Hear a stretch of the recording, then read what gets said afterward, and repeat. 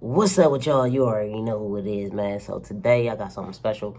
I have a unboxing slash review for this new herb grinder that I got from my friends.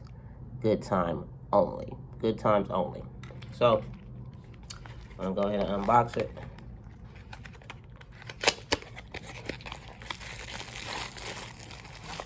Okay. So in the box it came with the grinder. Right? We'll open that in a second.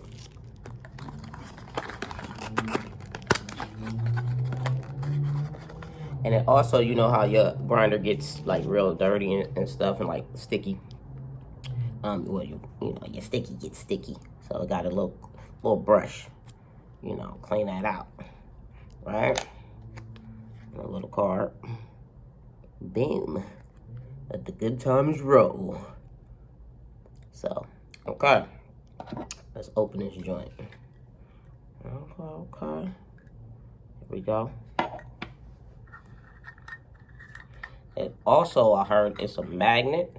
And it also has this little scraper in it too.